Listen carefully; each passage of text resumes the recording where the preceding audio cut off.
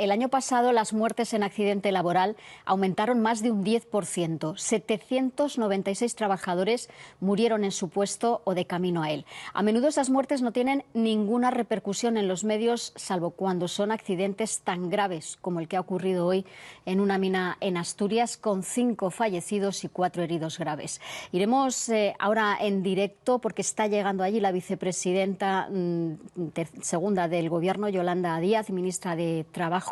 Antes de nada, saludamos a Unai Sordo, secretario general de Comisiones Obreras. Unai, buenas tardes. ¿Qué hay? Buenas tardes.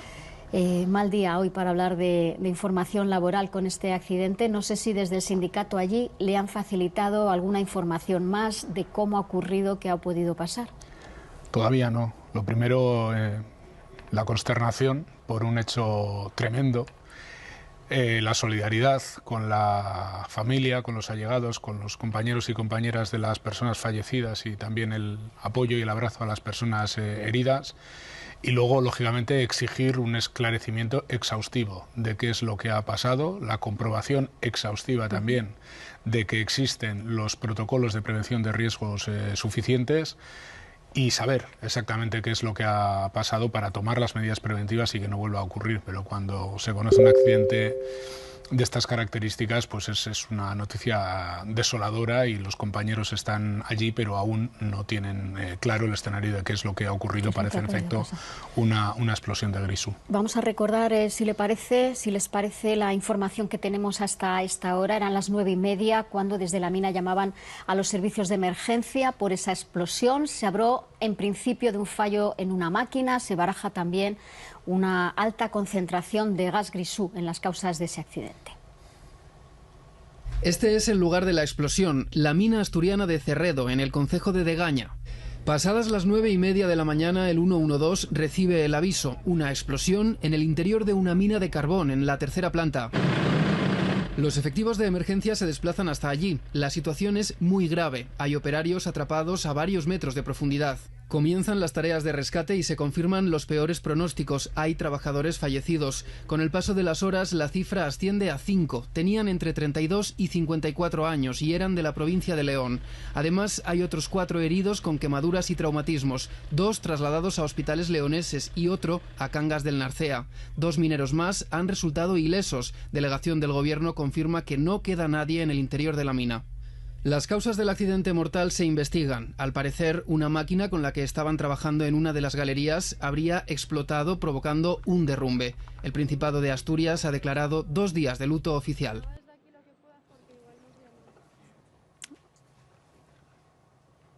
Hace 3 años hubo otro accidente mortal en esa mina y se acaba de cumplir un año de otro accidente mortal con 3 geólogos muertos. Uno de ellos hubo un becario en una mina en Barcelona, en la mina de Súria, y con el del año pasado hubo mucho debate de si teníamos que mejorar las condiciones de seguridad. ¿Se hace después de cada accidente grave? ¿Se mejoran o al final esto se olvida y volvemos a caer en los mismos errores? Se hacen investigaciones, se esclarecen las causas y a veces se toman medidas preventivas. Pero claro, el reto es que las medidas preventivas que se tomen no sean consecuencia de un accidente, sino que sean previas precisamente para evitarlos, ¿no? Y lo cierto es que el año 2024 ha sido un año dramático en términos de accidentes laborales mortales y que además muchos de estos accidentes tienen relación con las causas, digamos, históricas por las que se producen las muertes, las causas más básicas, atrapamientos, caídas en altura y otro tipo de accidentes, ¿no? Yo creo que el tema de la prevención de riesgos es un tema que hay que tomarse muy en serio en este país. Es el gran desconocido.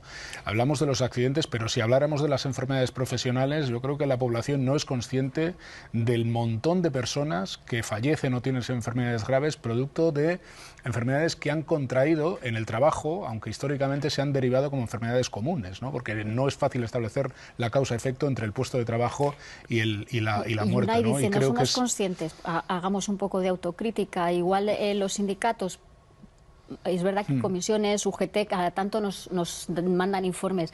Quizá la prensa todavía no hemos puesto más al foco, quizá lo que pasó en la sociedad con los accidentes de tráfico que llegó un momento en el que dijimos Exacto. hasta aquí hay que tomar medidas, ¿no? Porque todavía no hemos llegado a ese punto. Porque es verdad que no ha habido ese escenario de sensibilización social y de hacer que esto sea un problema de primera dimensión en la sociedad, por ejemplo, como bien se hizo con los muertos en los accidentes de trabajo o con los muertos, por ejemplo, de una enfermedad como el tabaco, como todo lo que venía con el tabaco, ¿no? Y es momento de situar esto en la agenda de problemas sociales graves que tiene España. Nosotros, hombre, dentro de las posibilidades es un tema en el que hemos trabajado siempre históricamente. Hay miles de delegados de prevención en las empresas, pero claro, hay que situar también cómo se ha conducido la política de prevención, cómo se han externalizado los servicios de prevención en muchas empresas y hay que evaluar si esos servicios de prevención cumplen correctamente con su función, a veces en las empresas subcontratadas, ¿no? Muchas veces vemos que la mayor proliferación de accidentes se da allí donde concurren muchas empresas que trabajan en el mismo espacio, pero que la acción preventiva no está especialmente bien coordinada, ¿no? Y es un tema que, vamos, a nosotros nos preocupa muchísimo y es una de las reivindicaciones del sindicato.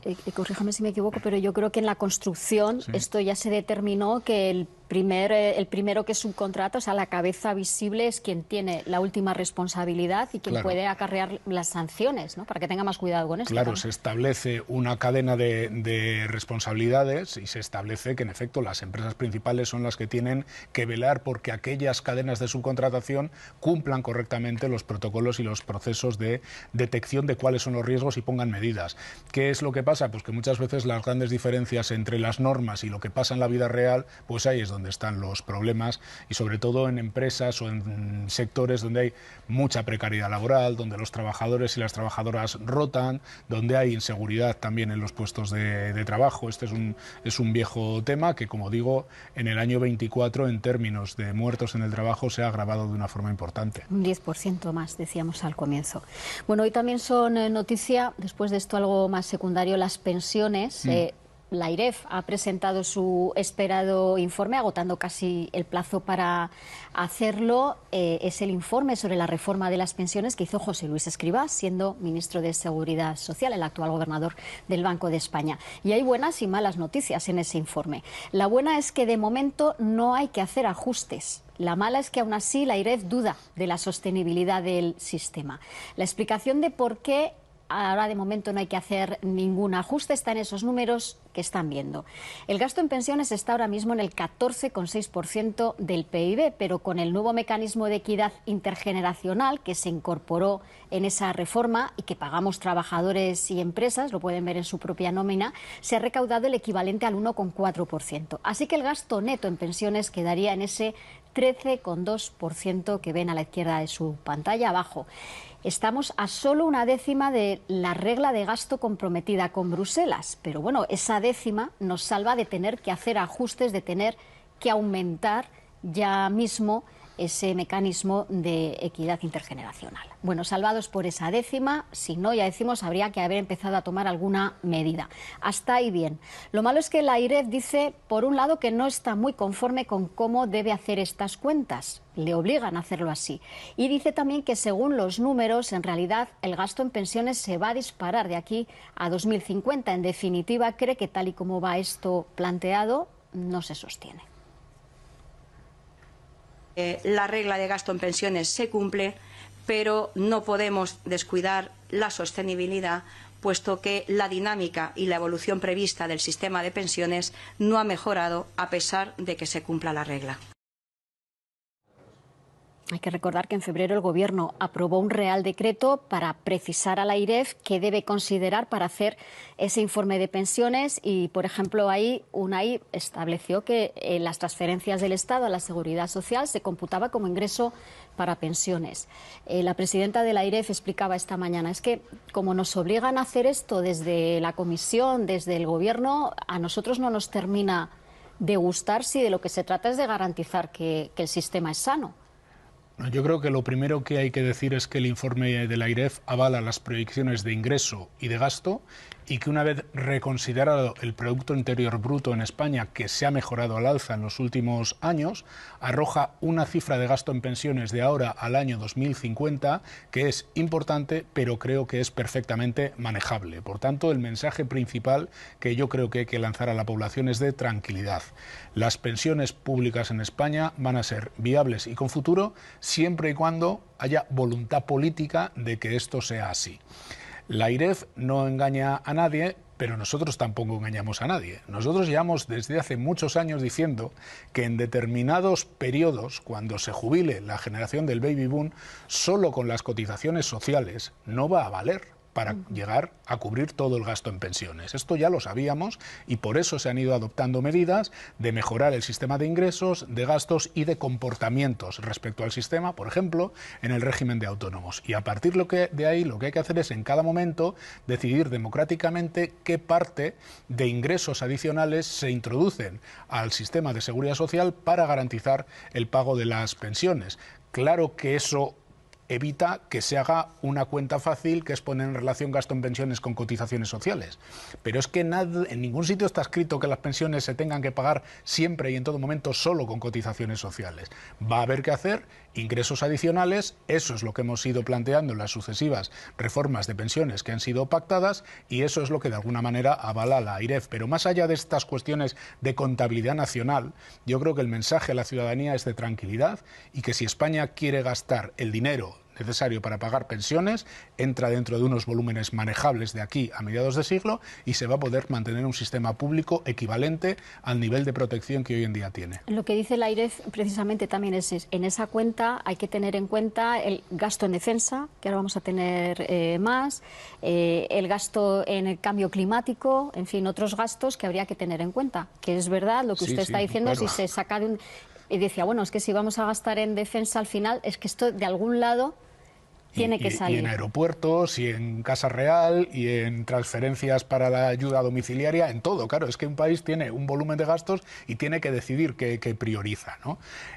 Insisto, vienen tiempos en los que va a haber que tomar decisiones sobre gasto muy importantes y muchas que van a estar ligadas también al marco europeo, esto es así, pero también hay que tener en cuenta que en las proyecciones, por ejemplo, sobre cómo iba a evolucionar la población en España, ya estamos llegando a los niveles de proyección que algunos situaban para dentro de más de 10 años. Es decir, cuidado con los análisis a muchos años vista, porque estas variables cambian mucho. Estamos en récords de cotizantes a la Seguridad Social. Si los salarios continúan subiendo, serán ingresos adicionales al sistema que a lo mejor hace 7 años no se preveían.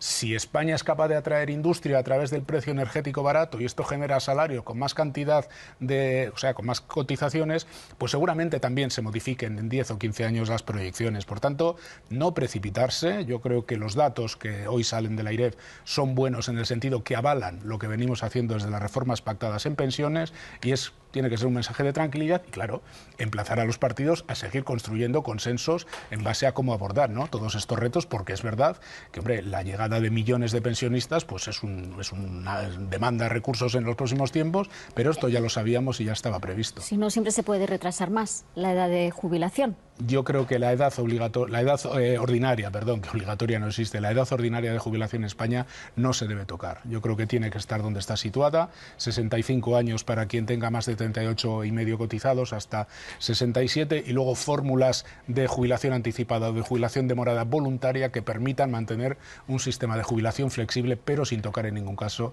la edad de jubilación. Bueno, hasta ahora en alguna reforma nos la han ido retrasando.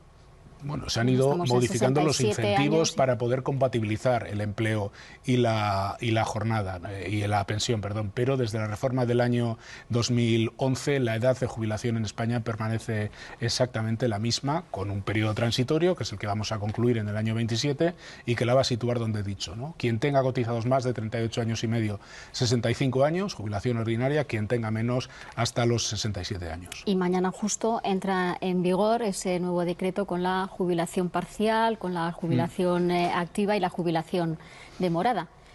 ¿Cree usted que muchos trabajadores se van a acoger a ese tipo? No sé si tienen alguna proyección en el sindicato de si estas nuevas modalidades van a ser muy bien acogidas o no van a estar. No, los datos son bastante contundentes. El 90 y tantos % de los trabajadores y las trabajadoras, lógicamente, se jubilan el primer día que tienen derecho a acceder a la jubilación completa. Esto va a seguir siendo así con toda probabilidad, ¿no? Lo que pasa es que hay puestos de trabajo muy diversos y, por ejemplo, pues en el ámbito, pues yo qué sé, de los catedráticos universitarios, por citar algo, pues sí se observa una tendencia a permanecer un tiempo más en el puesto de trabajo, pues seguramente es compatible con unos datos de salud buenos y tal, y yo creo que hay, bueno, facilitar un sistema de incentivos que le permita a las personas también mejorar su pensión, pues creo que no pasa nada siempre y cuando sea, como digo, de carácter voluntario, ¿no? Decía, bueno, cuanto más salario se cobre, subida el salario mínimo, más gente trabajando, bueno, pues eso es lo que garantiza al final más que nada las pensiones, salario mínimo interprofesional. Llegó la buena noticia de la subida, pero luego ese debate sobre la tributación. A usted, tal y como ha quedado de, bueno, ese 20% que dicen de trabajadores que no tienen hijos, que están en unas condiciones que van a tener que tributar, que luego les llegue alguna deducción, ¿a usted le parece que al final, bueno, es un camino de en medio que sirve? Yo creo que metiéndose la que se metió en el gobierno, pues creo que ha sido una salida honrosa, teniendo en cuenta que la polémica a mí me parece que ha estado muy mal planteada, ¿no? La reivindicación del sindicato siempre ha sido que toda la persona que perciba el salario mínimo interprofesional se lleve a su casa en neto al menos el 70% de la media salarial. Y eso no se permitía para un porcentaje de perceptores con el sistema fiscal tal como estaba. Por tanto, había que buscar una salida ad hoc para ese 20% de personas y yo creo que eso se consigue razonablemente. A partir de ahí, nosotros no somos partidarios de que la gente no haga la declaración de la renta. Yo creo que hay que tender a la universalización de la declaración de la renta, lo que pasa que luego tiene que ser lo suficientemente progresiva como para que no tenga un coste fiscal para personas con salarios tan bajos. Pero yo creo que la salida no es elevar indefinidamente los mínimos exentos sobre la renta, porque esto, entre otras cosas, se le exige luego a la gente que tiene que solicitar el ingreso mínimo vital o el subsidio de mayores de 52 años, y yo creo que esto de que estas exigencias solo se le hagan cuando hay ingresos muy bajos a quien necesita ayuda es una forma de alguna manera de, no voy a decir demonizar, pero sí de estigmatizar la pobreza. Yo creo que es bueno que todo el mundo haga la declaración, pero que las rentas de los salarios mínimos, de esos salarios tan bajos, evidentemente no pueden pagar un 40% del incremento del SMI que ha habido este año. Eso era una barbaridad y yo creo que está bien que se haya corregido. ¿Y respecto a que haya presupuestos todos los años?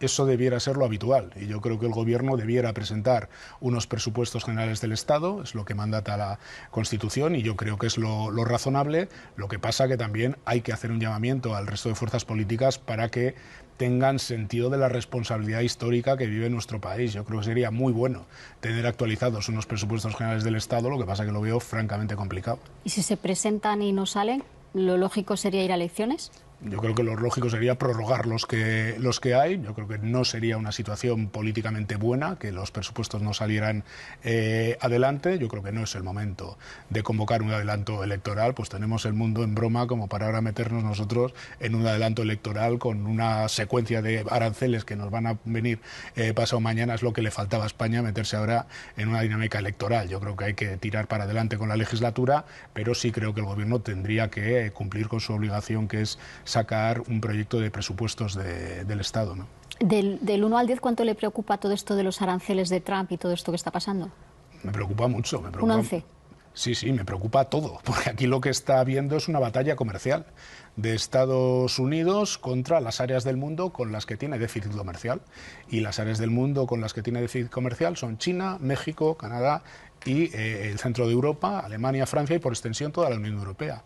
Y una política de aranceles es una política de guerra comercial seria, es una política que tiene que responder la Unión Europea, que puede tener efectos económicos perjudiciales para todos, porque va a encarecer precios, porque va a ralentizar comercio, porque puede destruir empleo en sectores como los componentes del automóvil en España, como el vino, como el aceite, como las cosas que exportamos a Estados Unidos y sobre todo porque entra en una deriva geoestratégica muy delicada. En Estados Unidos está habiendo un proceso de transición hacia una autocracia bastante evidente y un proceso, en fin, de conflagración entre las áreas del mundo que veremos dónde termina. Y luego es que Trump o la extrema derecha o el propio Putin tiene su propia quinta columna, su propio caballo de Troya en Europa, en formas de distinto populismo de extrema derecha que pretenden reventar Europa, ¿no?